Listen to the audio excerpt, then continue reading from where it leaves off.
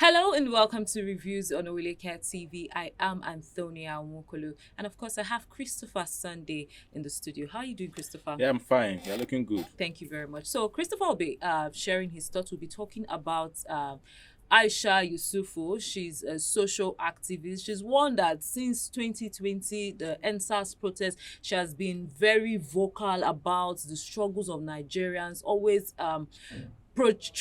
projecting the issues Nigerians are having. She's clearly her stance on the government administration, pointing out the areas where the government needs to improve and all of that. And now we all know that President Tinubu just came back from Qatar, and some other dignitaries, delegate officials, government officials went to welcome him. And then she's frowning at it and saying, this is not right. This is foolishness. Why would you go to welcome a president that obviously had other things in Nigeria to focus on, and he prioritized that trip? Do you think her anger in this regard is valid?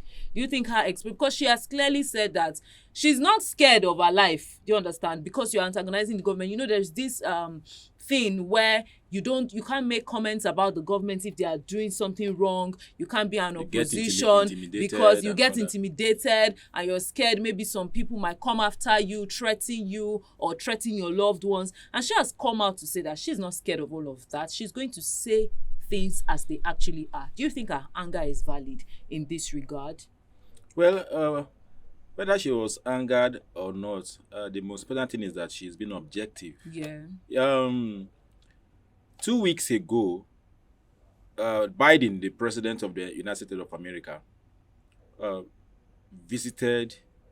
I don't know. I can't remember the particular program, but I saw in the video that he came there all alone. In fact, It's like he was even the one that opened the door to the place where you went to. Okay. So many persons were in that hall, and nobody even stood up to say, the number one citizen is here within America.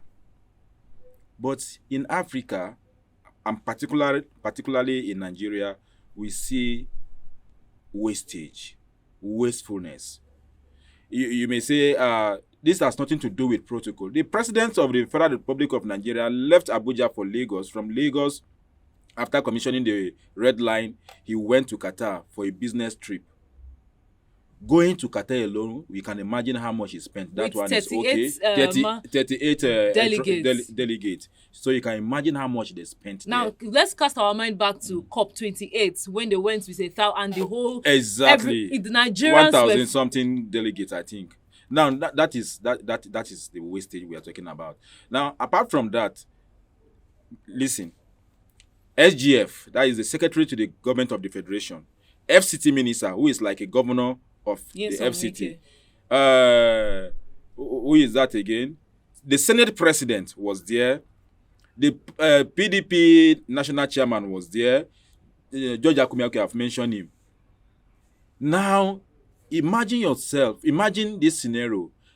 The security, the convoy of each of these men from the city of Abuja to the airport just to welcome the president. The fueling, the whatever they will use. Now, there are salient issues on their table to fix, but those issues were abandoned to welcome the number one citizen of the country. Not that he traveled for a long time, just for 3 days. Yeah.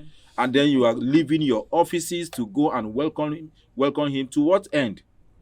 To what end are you going to be?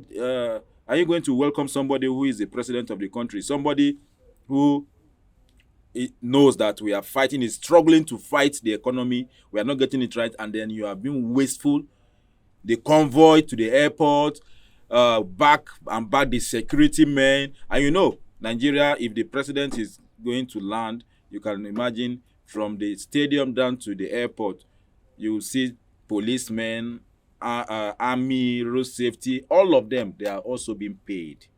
Some of them lobby to be stationed at those places when the president is landing.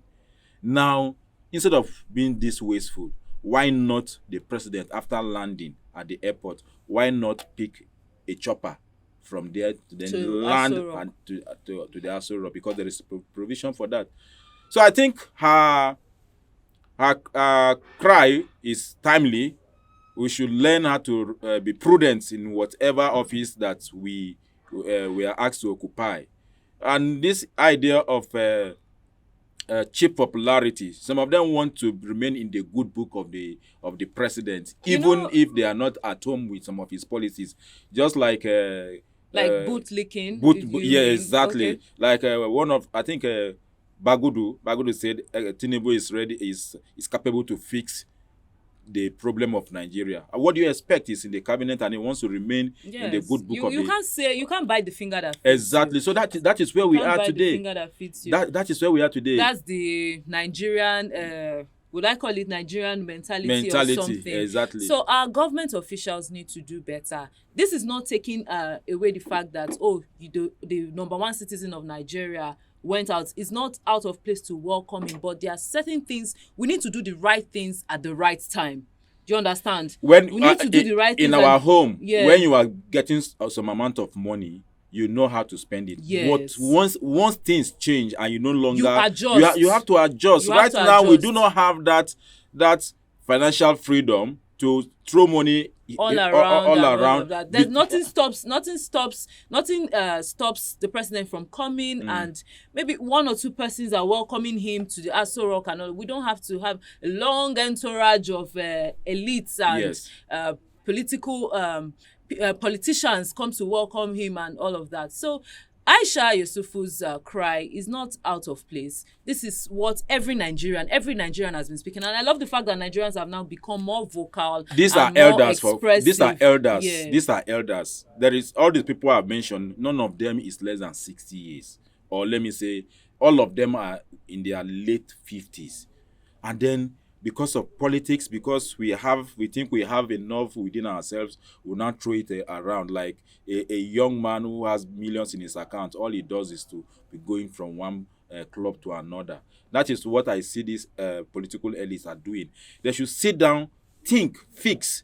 You may have money, but you don't have policies. If you have money, you don't have policies, or you will spend it, and at the end of it, you will yield nothing. Let them sit down and think out of the box. How best to fix the problem of the country instead of being politically correct. Okay, so the Nigerian government needs to think and fix the problems that we are having. That will be the size of the review on Oweleketv. Thank you so much for staying to the end and watching. Give this video a thumbs up if you enjoyed it, and also subscribe to the channel.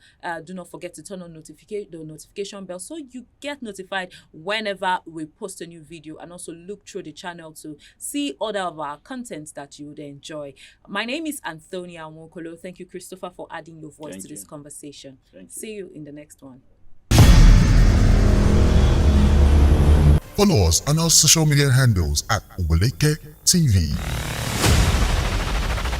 Visit our website at www.oweleke.tv for a thrilling journey.